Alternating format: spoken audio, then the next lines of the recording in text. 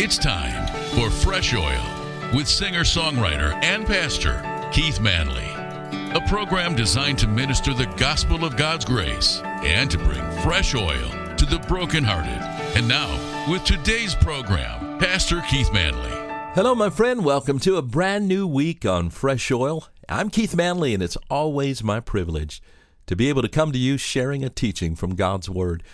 Last week, we began our teaching on threshold moments, those divine doorways where God transitions us and God brings us to a place where we make a choice, where we choose His will and walk into what He has ahead for us. Now, on Friday, we were teaching the story of Ruth and Boaz. It's one of the most beautiful stories in all of the Bible, in all of the Old Testament, that tells about redemption.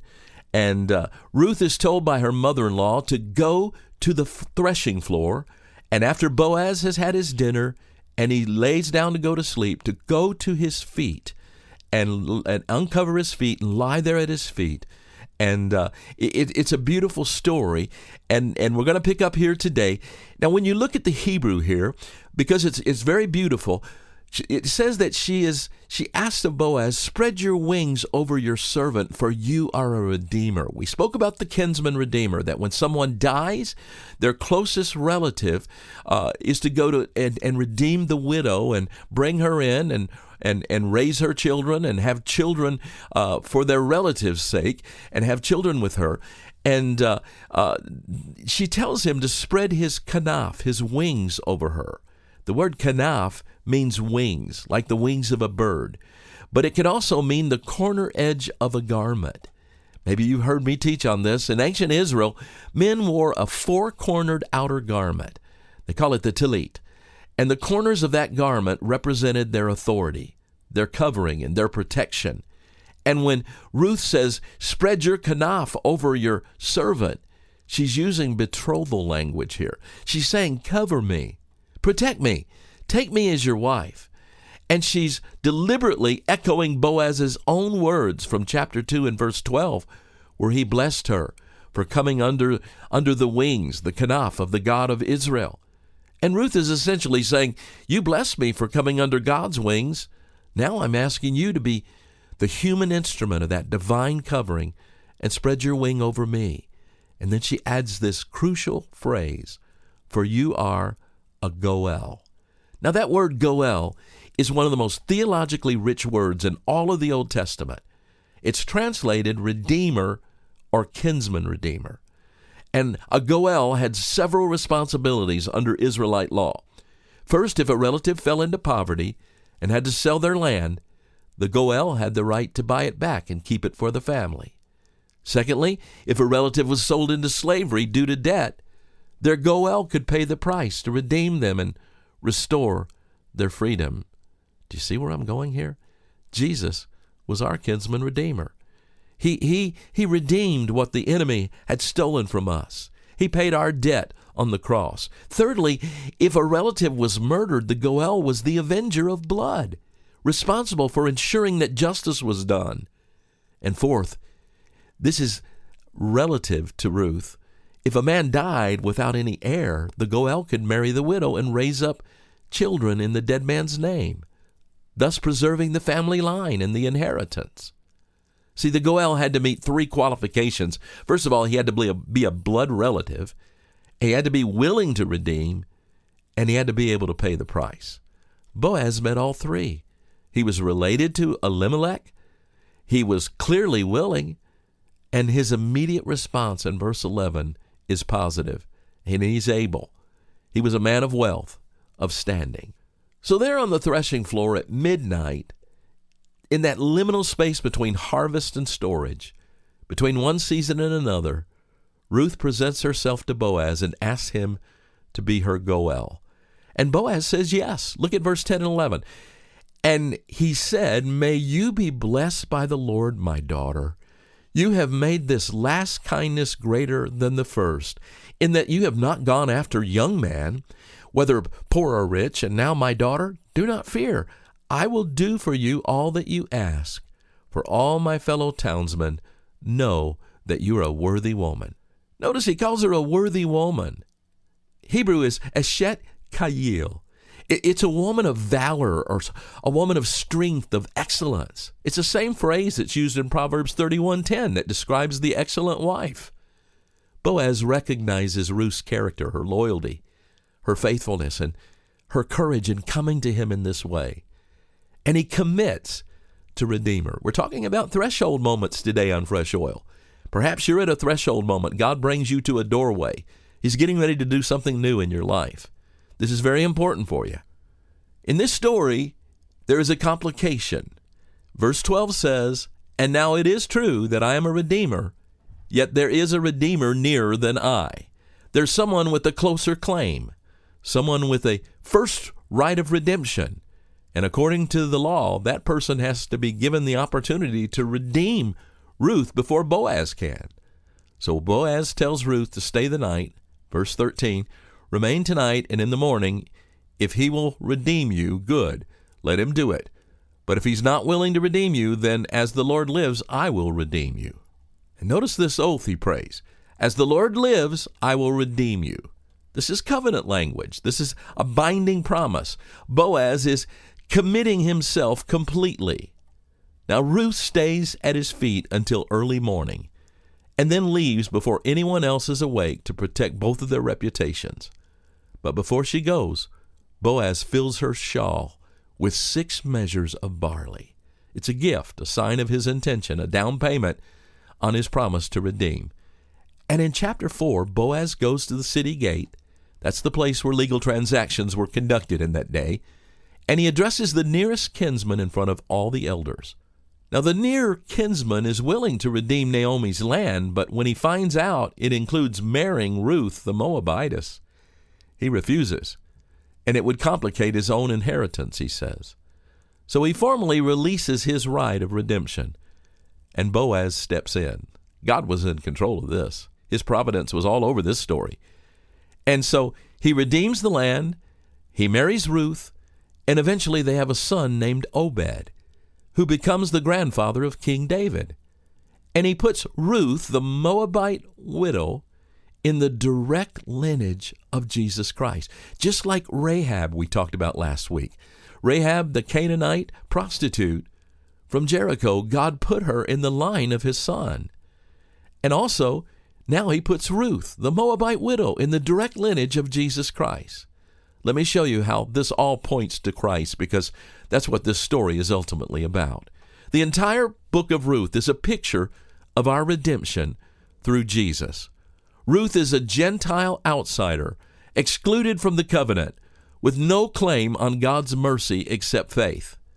That's us, because Ephesians 2:12 says, "We were separated from Christ, alienated from the commonwealth of Israel, and strangers to the covenants of promise, having no hope and without God in the world." Boaz is the kinsman redeemer, the Goel, who chooses to redeem Ruth, even though it will cost him. That's Jesus. Look at the parallels. The Goel had to be a blood relative. So Jesus became human, so he could redeem us. Hebrews 2:14 says, "Since therefore the children share in the flesh and blood, he himself likewise partook of the same things." He became our kinsman so that he could redeem us, friend. The Goel had to be willing to redeem, and Jesus was willing. Philippians 2 said he emptied himself, taking the form of a servant. John 10:18 says of his life, "No one takes it from me, but I lay it down of my own accord." He chose to redeem us, friend. The Goel had to be able to pay the price. Jesus was able. The price was his own blood. 1 Peter chapter 1 and verse 18 and 19, it says, "You were ransomed from the futile ways inherited from your forefathers, not with perishable things such as silver and gold, but with the precious blood of Christ, like that of a lamb without blemish or spot." Jesus met all 3 qualifications. He is our kinsman redeemer. And I want you to notice what Ruth had to do. She had to come to Boaz. She had to humble herself. She had to lie at his feet. She had to ask for his covering, and she had to trust his promise. That's what we do, friend, when we come to Christ. We have to humble ourselves.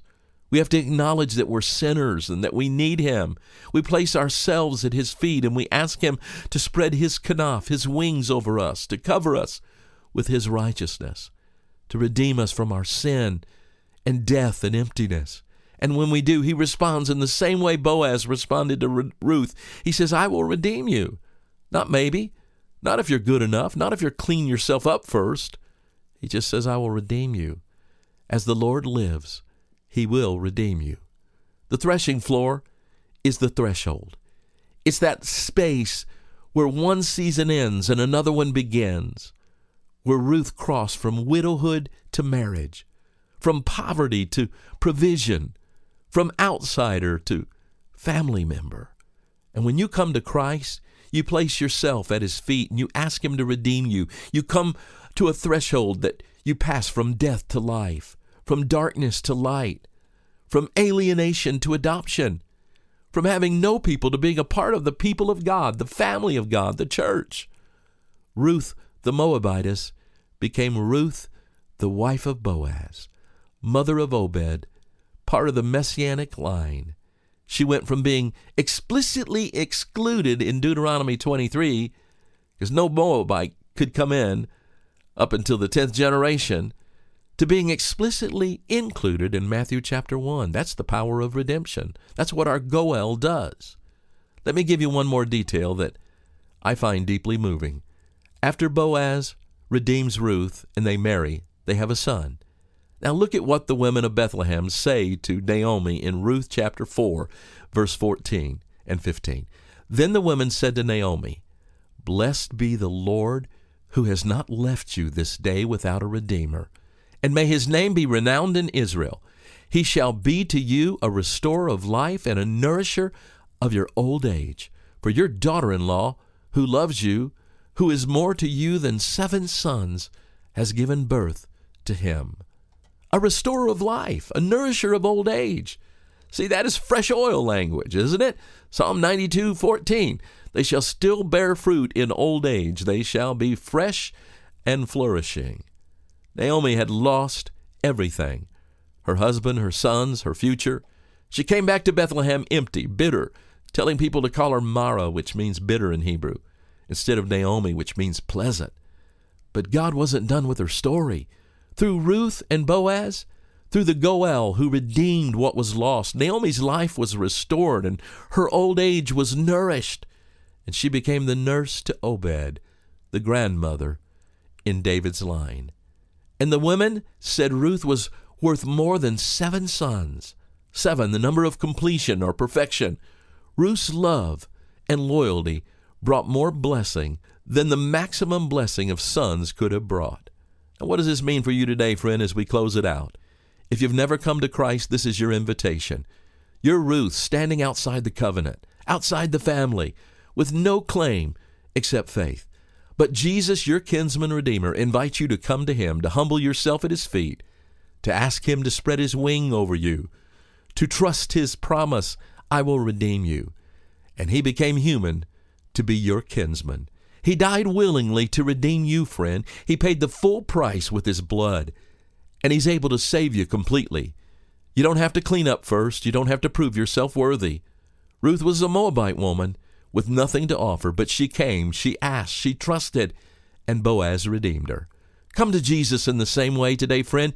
He will redeem you. If you're already a believer, but you're in a season of loss or emptiness like Naomi, remember, God is still writing your story. Your threshing floor is where grain is separated from chaff, where what's valuable is kept and what's worthless is blown away. Sometimes God allows threshing seasons in our lives. They're hard, they're painful, but they're purposeful. And even in old age, even when you think it's too late, even when you feel empty and bitter, God can restore your life. He can nourish you. He can bring fruit from barrenness. That's what fresh oil is all about. We're never too old for God to do something new. We're never too empty for him to fill. Never too broken for him to restore. Walk in grace, friend. God loves you. He really does, with everlasting love. Thanks for joining us today for Fresh Oil with Pastor Keith Manley. Fresh Oil is an outreach of Grace Family Church in Rockford, Illinois, and can be heard each weekday at this same time. You can reach us online at weneedgod.com. Until next time, remember, God's love for you is unconditional, and he makes his mercies new every morning.